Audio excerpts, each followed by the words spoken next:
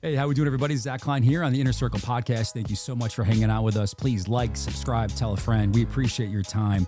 A great episode for you today. AD with some very strong opinions on what went down between Jamar Chase and Jalen Ramsey. Matt dives into the Philadelphia Eagles losing their all-everything right tackle, Lane Johnson, how that affects the team. And he actually will rank the importance of all the positions on the offensive line for you. Todd dives into the contract situation with the fines and the possible appeals.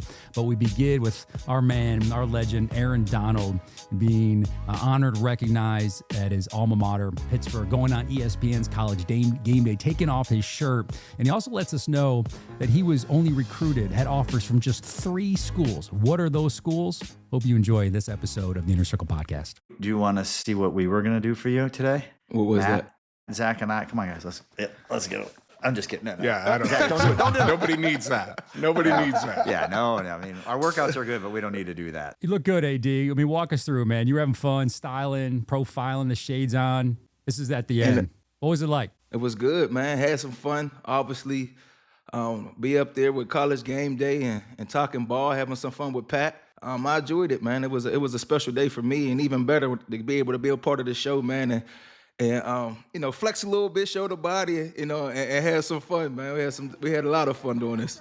Hey, was this pre-planned? Did you guys talk about this before, or was it pure reaction when you saw it? So he told me he was going to take his shirt off, and I was like, hey, shit, I'm always down to take my shirt off, so don't tip me with a good time. But I did tell him if he would to pick Notre Dame, I was going to throw his ass off the stage. And I thought he was going to go, and then I said, what? That's my guy, man. We had fun, man. It was all fun. A lot of love for them guys. Definitely Pat, Pittsburgh guy himself. So even though he went to West V, he's still my guy, man. So we had some fun. We had a lot of fun, man. I love Saban's reaction. Saban was like, he was all fired up. Did you get the chance to talk to Coach at all? Yeah, that was my first time meeting Coach Saban, man. So I was like, I'm honored to meet you. It was super dope to meet him, man. Obviously, I knew a couple of the guys already up there, but I think Pitt pulled, they definitely rolled the red carpet out for me, man. Showed a lot of love. I felt all the love in the building as soon as I walked in, man. It was a special day. Obviously, my family, my friends, my loved ones being there. Getting to spend that, join that, experience that with my kids. I didn't think I was gonna get emotional, but once I seen that banner fall, man, eyes start watering a little bit. But I just took it all in, man. Just obviously thinking about the journey to get to that, right? So it was special. It was for sure special, man. I enjoyed every moment of it. Even though it was overwhelming, it was a lot going this way, that way, but I enjoyed it. I definitely did, man. The Pitt did it the right way for me, man, so I appreciate them.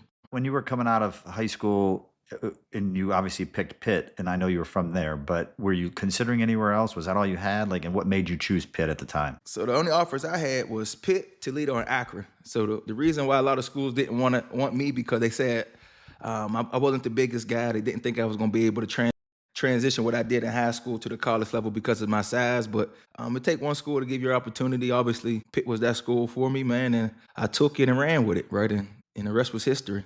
What would I always think this, on nights like that where it's really like a lifetime achievement award when your jersey goes into the rafters, at 14 or 15, and the vision that you have for your life. What would your 14 or 15-year-old self said as you see that kind of going up in there next to a Dan Marino or Tony Dorsett and some of the legends that are there?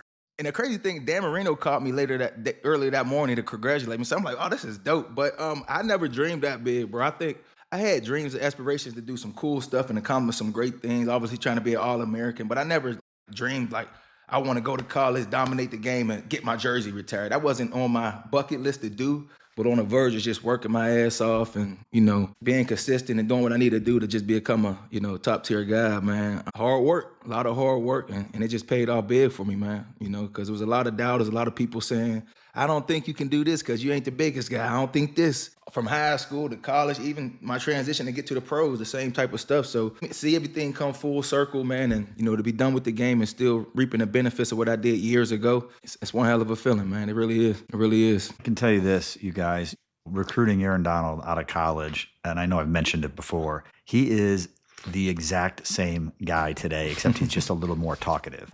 He laughs. Every time I get done talking to him, I'm like, I think I should do stand-up. I literally think I can do it. I know I can do it. See, here he is laughing. He always is laughing. Feel good about yourself. Always makes me feel good. Always does. I actually went and saw Nate Bargatze the other day. I don't know if you guys are familiar with him, but the comedian, it was at State Farm. He was unbelievable. I was like, I can compete with him.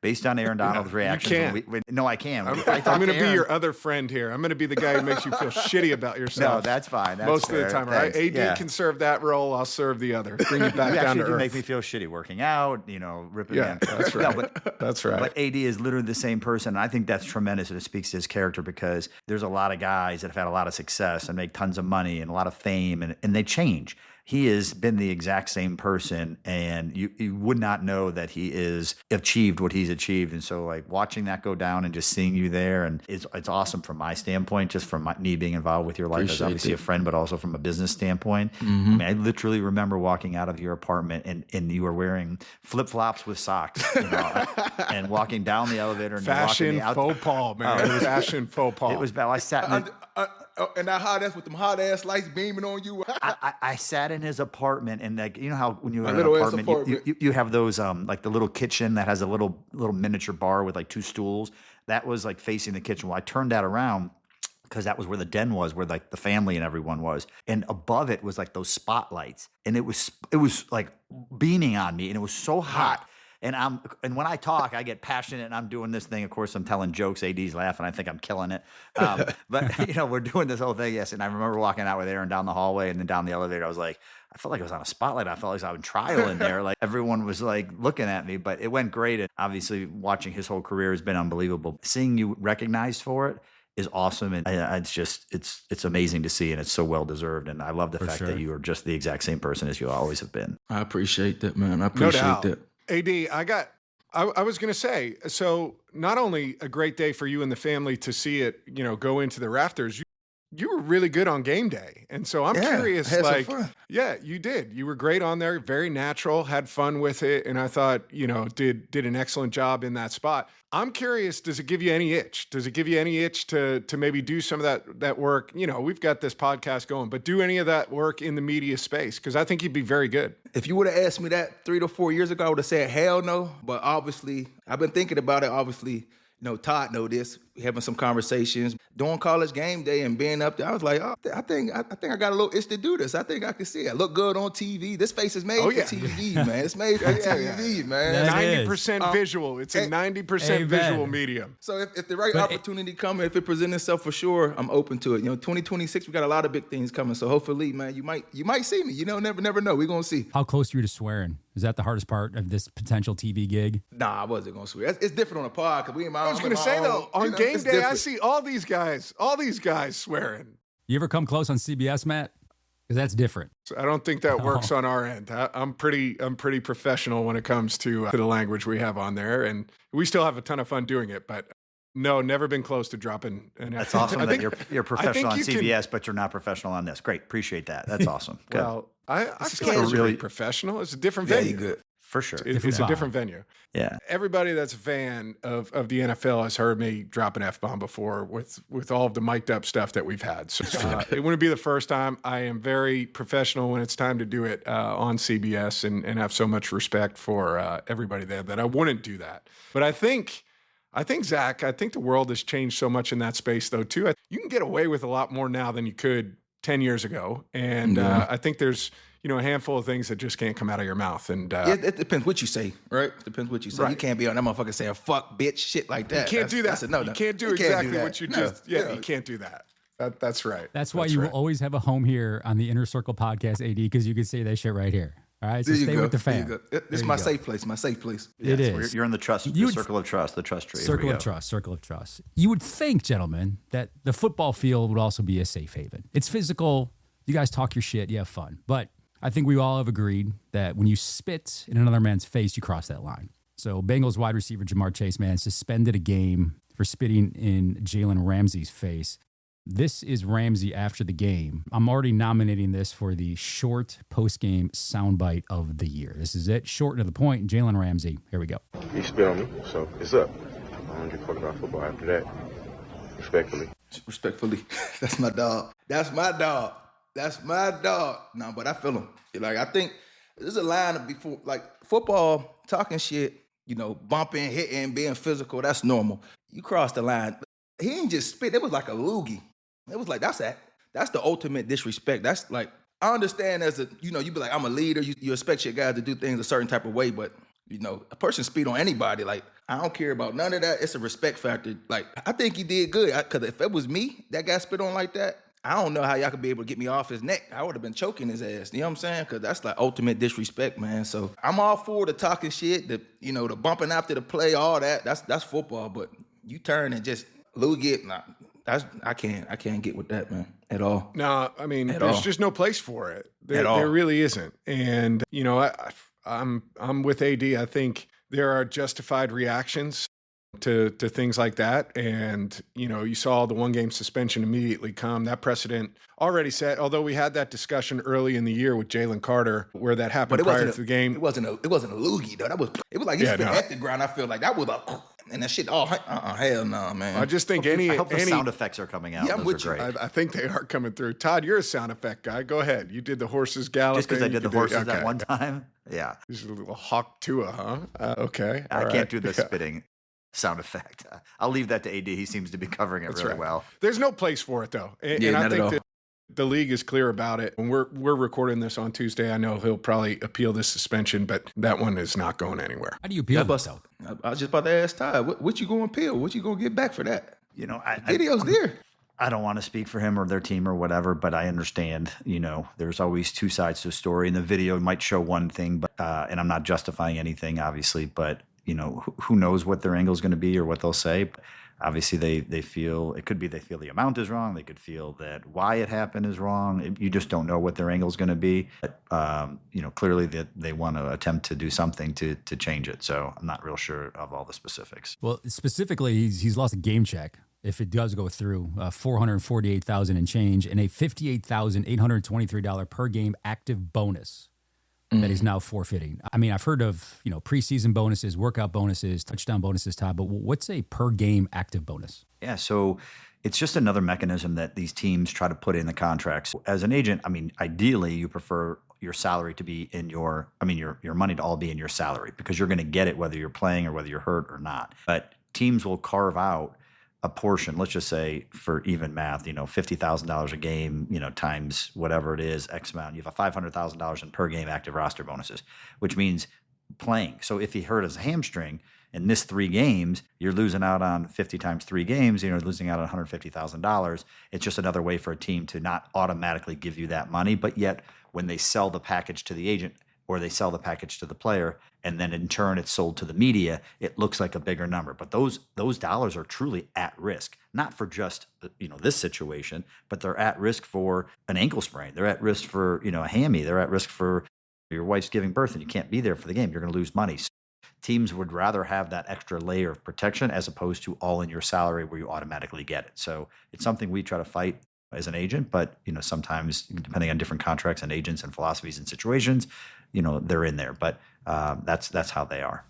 I don't know if you guys saw the game in Madrid, Spain, between the Dolphins and Commanders. It was played, and we're showing video right now on YouTube. So if you're listening on the audio version, please check us out on YouTube and always like and subscribe and tell your friends. This is the same incredible field. Yeah, Kylian Mbappe and Real Madrid use. But the difference between this and what the NFL guys, they made it to withstand, obviously, the big bodies in the National Football League. It's a hybrid ryegrass surface, and it's stored under the stadium ground. And when it goes underneath, they got UV growth lights. It's humidity, temperature controlled. I'm going to fast forward to the end of the video, and you can see, guys, underneath what it looks like. So there's the infrared underneath the stadium. Obviously, it costs a shitload of money. I don't know how much it costs. But for Matt and AD, how much? I'll tell you what it costs to put turf in the backyard of your house. So I can imagine what that is. Probably pretty expensive.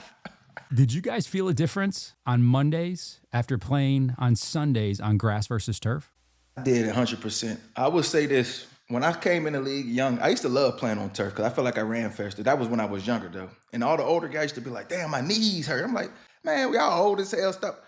As I got older in the league and I started playing on that damn turf and repaired to the grass the day after the game, like if I play on turf, my knees gonna be hurting after the game, my toes, my whole body just feel beat up. So as I got older, I stopped becoming a fan of the turf and was like, I would have loved to play on grass. A lot softer surface, better for your body.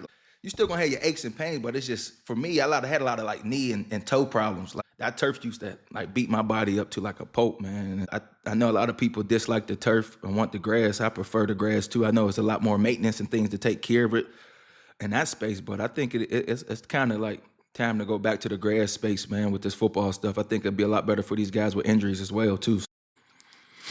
I mean, my preference was always grass as well. And I think, this isn't science-backed or anything like that, but just, anecdotal that I felt better after I played on grass. And I think, yes. AD, it's even to the point, like, I used to remember, forget even playing, but like you'd be standing there in the preseason games not playing, and when you were on turf, it was amazing how sore you would get just standing there watching the games on the turf. I felt more sore standing there than playing. 100%. I always felt worse in preseason games standing there on the turf just watching than I did actually playing. At least when you're flying around, you got adrenaline and all of that stuff going. But for sure, I do feel like, and maybe it's placebo, maybe it's not. I don't know. I'd have to see the science and the numbers on all of that stuff, but I certainly felt better the day after games when I played on grass. As a Philly guy, did you ever go to the old vet and see the AstroTurf they had there? Yeah, I played on that. I played, I played in a thing called the Carpenter Cup in high school, which is like an all-star baseball series that they have. There's like a Catholic league, public league, and then the Interact League, which I played in. And they have kind of a round-robin tournament that like the all-stars from each of these leagues play. So I played in the Carpenter Cup at the vet. It was a great surface to field ground balls off of because it was true. The hops were true. It was fast, but there was no bad hops or anything when you were playing the infield. So played on there. But again, I was 17 years old, 18 years old at the time. You feel good on anything. Like AD was saying, you're laughing at these old guys who are saying they were sore. I actually, when I first got to Boston College, this is how old I am. BC still had AstroTurf. My freshman year at BC. And I remember playing on it. We switched to like the field turf my second year at BC, but we had AstroTurf my first year. And I remember playing in the spring game my freshman year where it was still AstroTurf. I took off, I was running, and I did like I slid on my left leg, and I didn't have long socks on. I kid you not, the whole left side of my shin gone. The skin just like gone.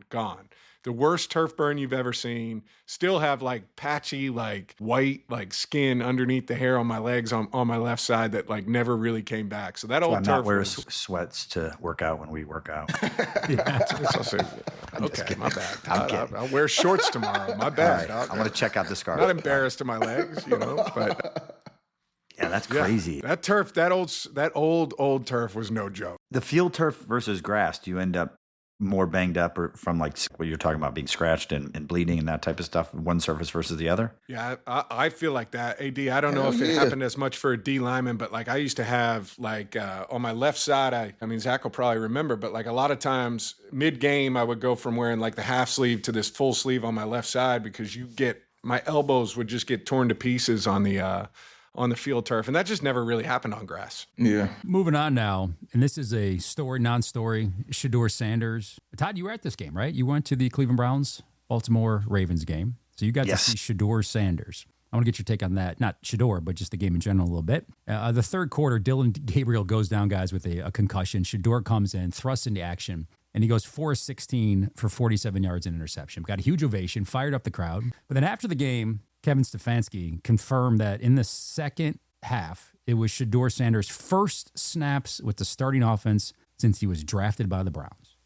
And Twitter, X, whatever platform you're on, just loses their mind. He's not ready, yada, yada, yada, yada. Matt, can you walk us through a real practice week and how many times is the starting quarterback of an NFL team, a third or fourth stringer, would see the field with the number ones? Zero. That's exactly correct.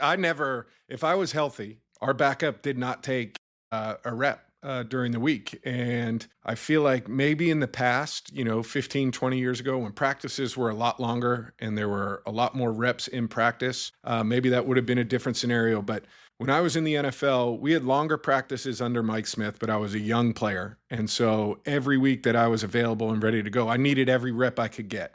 Mm-hmm.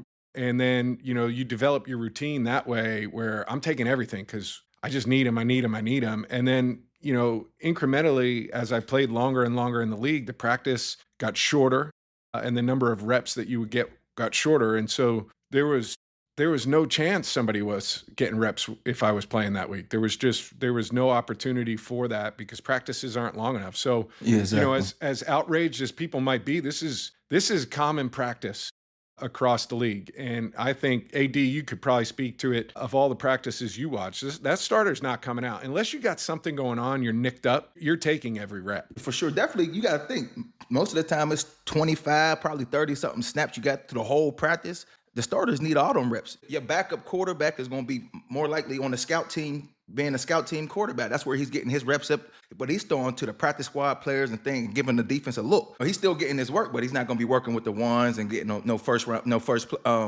team snaps because your starter need all them snaps. He's going to be the one out there playing. You only get so many snaps every single practice. Them was important snaps that you need. And get everybody on the same page because he's going to be the one playing the game. And typically, your backup guys, just the scout team quarterback, giving the defense a look. So obviously, from a timing standpoint and not having an opportunity to work with your starting wide receivers, from a timing standpoint of where he's throwing it to and how he's throwing the ball is different than what they used to. So it's a process. Fans in the world don't understand that, but people that's inside that space, that was inside that space and did this, understand like that's normal, right? People are like, oh, he should have been getting some snaps to be prepared. But definitely, when you talk about Dylan, he's a rookie quarterback and they need every snap he got too. So you can't afford to be trying to split the snaps when you got your guys. So it is what it is. That's just I would go so far as to say too, like, the other thing you got to think about in these types of situations, and it's boring, but is like the quarterback center exchange, because every center is a little bit different. Every quarterback's a little bit different. And, we would go so far as, they weren't going to get reps in practice, but every team does it. At the beginning of practice, you do just quarterback center exchange where, you're going through the cadence and you're hearing a play and you're just getting snaps. You're going through, going on one, going on two, going on hard through, whatever your cadences are, but you just kind of getting going and you do that. And that was the only time I took snaps with our back. I never did it with our starter in practice. It was always with the backup and whoever was going to be our emergency 3 center. But that was where I got reps of getting snaps with them. So I'm probably sure Shadir's probably only snaps under center with that guy too, were maybe in a quarterback center exchange if he had that opportunity. But it's interesting, does it make sense? Zach, I'm not sure, but that's the way it is. And that's sort of the way. You have 4 quarterbacks, you have none, right? I think that was the issue going into this season with the Browns. I represent the Browns center, Ethan Posick. I should have asked him. I didn't even talk to him about that. And probably was a good idea not to, just based on how the game went. But it was fun being there. And they had a chance. Yeah, no, they did, and they played them good, and it was definitely a game. What was the vibe like when Shedeur went in the field? Pretty electric. They love it. I thought someone scored. I was in the concourse. I think I went to the bathroom or on the phone call or something, and then someone had said, "Oh, the Shedeur's in." That's why people were going crazy for it. So you see the signs around, and people are excited, and the name and all the hype that comes with it. And then the whole PR piece on the site. It's so funny from a media standpoint, Zach, like there's clearly people that have agendas that are the haters. And then there are clearly the ones that are so pro him. Someone tweeted out like, he's never taken a snap, when the other person's like, what a joke. Of course he hasn't taken a snap, like you have all the different perspectives, but like protecting him and then bashing him. It's just a very highlighted situation just because of the draft and obviously his last name. So polarizing. To your point, Todd, you see on social media, look at the bad throw he made. That's why he was 4 of 16 for 40-something yards. And then a few posts later, you'll have a breakdown of the offensive line because he didn't have enough time to throw. Thus, that's why he incompleted those passes. So you can make a case that, Shedeur didn't have offensive line help in that game against the Ravens. And speaking of the offensive line guys, the Philadelphia Eagles, their stud Lane Johnson, the right tackle. He might not be back in the regular season. They're hoping he gets back in the playoffs. But he could be headed to injured reserve. Matt, what's the biggest challenge when you have to replace a stud right tackle? Well, it's one thing to have to replace, anybody in that spot, but they've already been struggling up front across the line of scrimmage. Lane's been actually the best part of it, and he has been for a long time. He's one of the great players in your league. So not only do you have to replace this piece that's really, really strong for you, but they've been trying to sort it out in these other spots. And so it becomes, increasingly difficult. Just from a scheme standpoint, you were having to help on maybe some of these things on the left side and trusting Lane on that right side to be on an island and not have to slide protections or use backs to chip. He's so good in the run game as well. So I think it affects the way you game plan. And I think it affects the way defenses are going to attack them. Different pressures coming from that opposite side to try and attack that side of the line. I think you're going to see it more evened out as we get going. I think it's really difficult to replace tackles. I think on balance, I think it's more difficult to replace guys on the outside than it is to fill a gap at guard center. I just think they're on the island more often. They're one-on-one more often. You can help guards. You can help the center a little bit easier than you can at that tackle position. So I think it's really difficult to do it. I have so much respect for how Howie does it, though, in Philadelphia. And Todd, you can talk about that and kind of dealing with that organization. I feel like they have plans but one of the things I think they do a really good job is building depth on both sides of the line of scrimmage, on the offensive line and on the defensive line. So, I don't think you're going to replace Lane's one of the best to ever do it at right tackle. So you're not going to be able to consistently. Yes, correct. Consistently all pro guy. You're not going to replace him with one player. They're going to have to do it with scheme.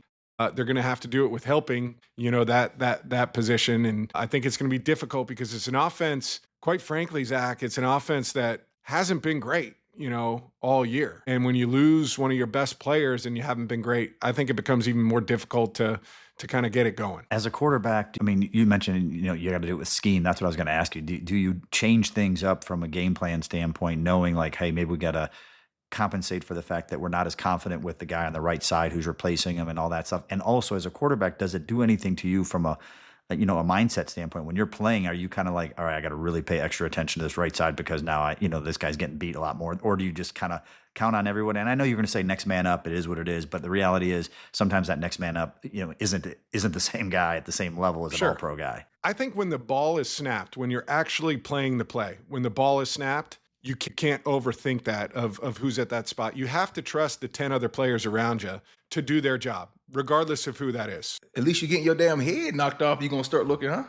I don't think you can. I think as a quarterback, you have to try. Every play's a new play, right? And you have to. Would you, like I'm saying, Hut, you getting hit. Lane's not there before. You can sit in the pocket, be comfortable. You getting that ball now and rolling to the left. Can't do my job if I'm looking at the right tackle, AD.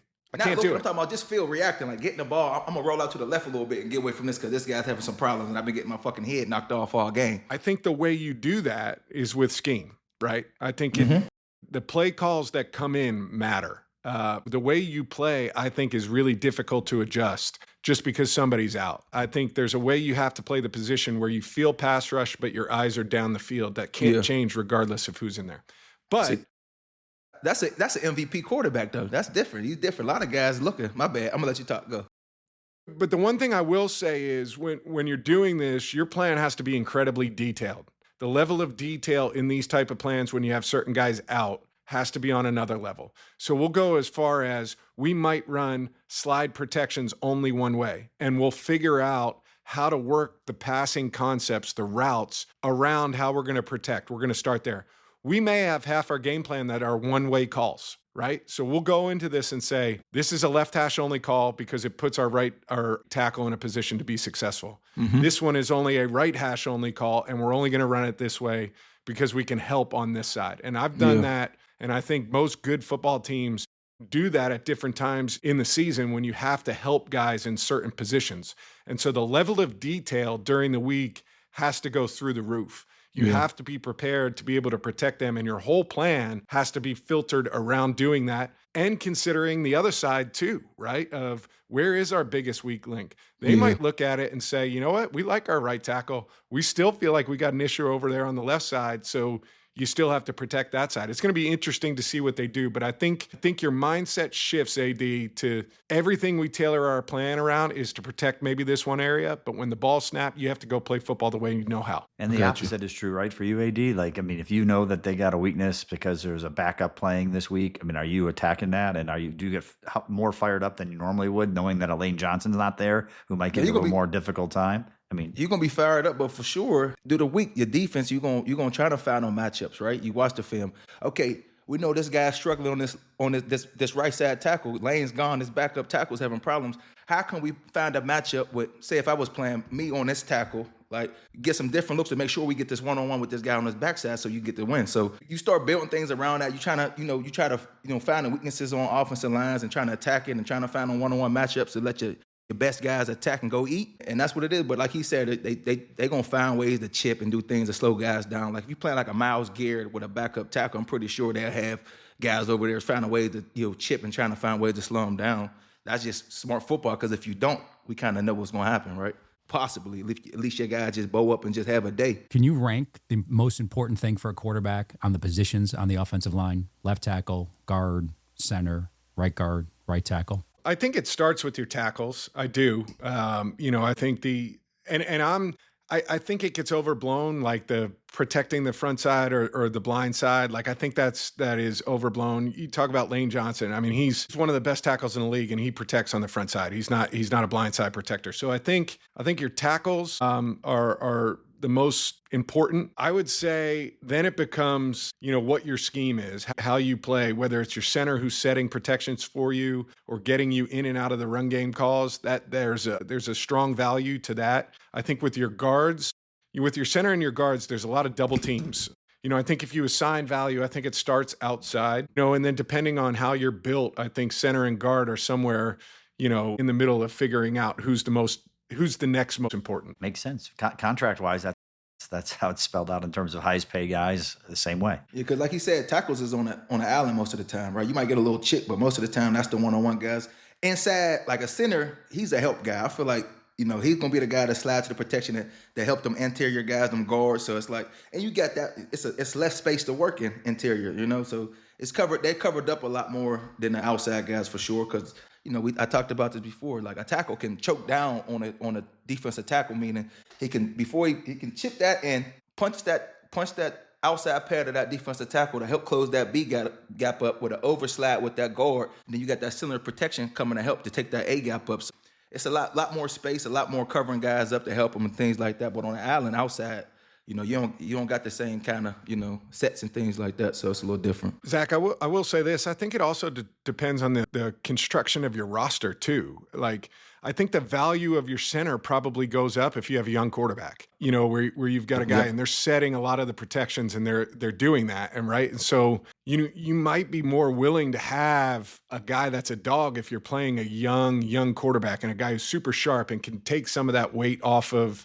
a first, second, or third year quarterback. I played with a guy named Todd McClure early in my career who was the best. Get him on the show, man. He's a legend. Todd would be awesome. Todd's incredible. Yeah. But, thinking back to my experience there and him being such a veteran and being around for such a long time, like in my case, I think his value in that type of structure of a roster was far, far more important than the guards. And I love the guards that we have, but the weight he was taking off my plate was significant. So I think there's a ton of factors that you have to consider in that. Todd's out west in Las Vegas, so he was there to see CeeDee Lamb and George Pickens spend the opening drive of that game on Monday Night Football on the bench. AD, what does that message say? What does it do? Did it mean anything? Obviously, those guys balled out afterwards, but what message was Schottenheimer trying to deliver to those two guys? Accountability, right? I think that's stuff you want, no matter who you are, how important you are to this team. If you ain't where you need to be at the right time and you ain't doing things the right way, it can happen to anybody.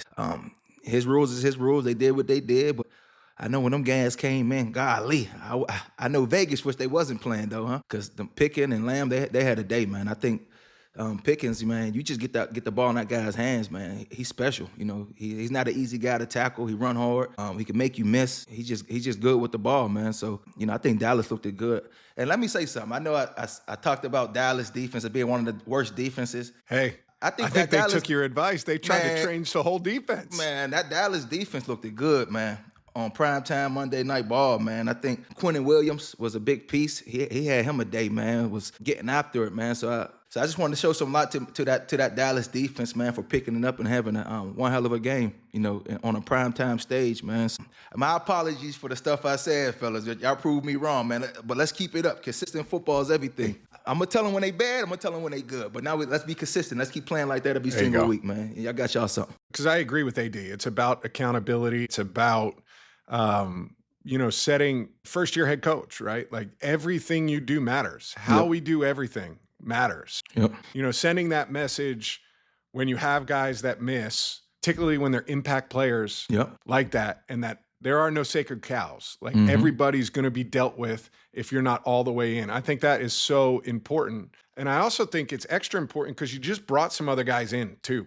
We mentioned Quinnen Williams on that defensive side of the ball, and you got this, hey, we're going to be aggressive. We're trying to change this building. We're trying to change the culture of this building. We're trying to do it the right way of setting that tone of it's unacceptable. If you're not going to be all in, if you're not going to do it the right way, there's going to be repercussions. And I think this was maybe the first time, right? This was the first mishap, and maybe it's the second. I have no idea. And it started with one series. But if this continues, like he's setting the tone, it's unacceptable. And I think that's exactly what you need from your head coach. That's what you want. For sure. Exactly what you want. For sure. AD, let's strike up the band, get the music playing. You got your defensive player of the week for us? Yes, man. I think it was a good week of football on the defense side of the ball. I'm going to show some light. I know they lost, but the Myles Garrett with another big week. 4 sacks, leading the NFL in sacks with 15. I know it ain't the out and he won it, but, I think he's getting after it, man. I want to show some light to that Steelers defense, too. They played great. 2 defensive touchdowns. Eagles defense played great on primetime TV. I think Dean, that linebacker, he was all over the place. They were sending some blitzes. He was getting after the quarterback, affecting him in a big way. And I'm going to show some light to Davis. Big nose tackle. I know he ain't had the sacks or the quarterback pressure, but 3 quarterback batted passes, man. I think that was huge in that game. He affected it in a big way to get after that a good Detroit team and slow him down and cause some 3-and-outs and things like that. So I'm going to show some light to him. Obviously, my Rams defense, man. Played against a good Seattle team. Great. But I am going to show some light to Ethan Evans, man. The Rams punter, I think he is a weapon. I think now we're going on the kicking game. I like it. That's a part of the defense. That's a part of the defense. It was a big 4-quarter punt with like a minute and 30 left. Dropped it on the 1? And landed out on the 1, man. He is a weapon, man. He's a special talent. I just wanted to show some light to my dog, man. Kitchens had 2 interceptions, man. And I talked about the Dallas defense, but my number 1 guy this week, Denver's cornerback McMillan. He had a day. 6 tackles, 2 sacks, 1 interception. And one of them sacks was a 3rd down sack against Mahomes for them to punt the ball back to that defense, that Denver offense, to be able to drive down for that game-winning field goal, man. So, cop it up for McMillan, man. Hell of a day, big dog. Keep it up, man. Flying around all over the place, in a pass game, in a run game, and even after getting after the quarterback, man. He had a day, man. So let's keep it up, big dog. Absolutely. Clap it up for him. Big win for. Let's show some love to Burns, too, man. He had him a day, 2 sacks. He's second in the league with sacks this year, right? I believe that, yes. Yep. So he's playing some good ball at 13. And we talk about being consistent and playing consistent week in and week out. No matter if he's winning or losing, he's going to beat him. I think he's a talent to have, one hell of a football player. So keep it up, big dog. Keep getting after it. Good stuff, AD. Matt, we got the clock ready to. I'm ready. I'm ready this week. I'm on it. All right, the order is going to be AD, Zach, Todd. All right, let's start with AD. The clock is rolling. So you mentioned you were between Pitt, Toledo, and Akron. If we took Pitt off the board, would you have gone to Toledo or Akron? I would have went to Toledo because my brother was a linebacker there. I would have played with my brother. I always wanted to play football with my brother, so I would have went to Toledo for sure. I love it. Toledo, you missed your chance. Could have changed the program forever. All right, Zach, you're running into people every week. Who's the most interesting person you met at a game this weekend? I met Quavo again, a legendary rapper for the Migos, and also Brandon Beach, the head of the Treasury for the United States. A pretty powerful man. Fascinating to see him just roaming the sidelines, taking in a beautiful night in the classic city. I love it. You never know who Zach's going to run into. You never know. Brandon games. Beach and Quavo, yes. That's right. Todd, you're always on the road. You're doing these things on the road all the time. I feel like every time we look at you in here, you're sitting in a hotel room going to see some of your players. I'm curious, favorite city to go to when you have to go to a road game? I love Chicago. I grew up in Chicago. Yeah. If it's the right time of year, I try to get that to the earlier part of the season. Prior to Halloween. Yeah, exactly, for sure. I just love it. Love going back, get to reconnect with friends and that type of stuff and eat my favorite foods and all that. It's a great city for sure. I agree. Chicago's awesome. All right, AD, when was the last time? You're always stylish. You look great on game day this past week, but Todd told the story about recruiting you. And I'm curious, when's the last time you wore socks with flip-flops? Shit, prior to that day I seen, the first time I met Todd, probably. That's probably the first and the last time. That was the first and the last time. After you signed with Todd France, there was There was enough money to get you a better, he fronted him better some wardrobe. money and it was over. We upgraded. We got it. upgraded for sure. Aaron and I had to have a talk. Last one. Zach. All right, we're talking about benching players, and we're going to go over. I'm going to stop it right there at 2:02. But we consider you our head coach here, right? You put together the agenda. You kind of run the show for us. I'm curious, who are you benching? Are you benching me because I was absent from the group text last night, which was basically like a team meeting for us? Or are you benching Todd, who was the last person to show up to the actual show today? Who's going on the bench this week? Time out. I was on time, though. As Mr. France alluded to, I am benching you, Matt, because you did no response to the group chat, no input whatsoever. And Mr. France was on time. He was early, so he was on time. Matt, you're benched. I would have appealed it. I would have appealed it. AD. The meetings start when the head coach shows up, right? In the NFL?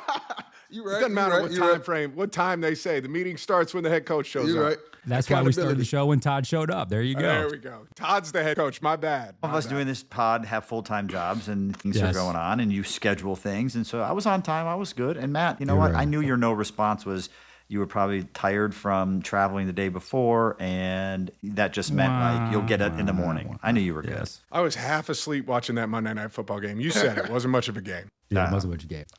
All right, let's wrap up here on the Inner Circle Pod.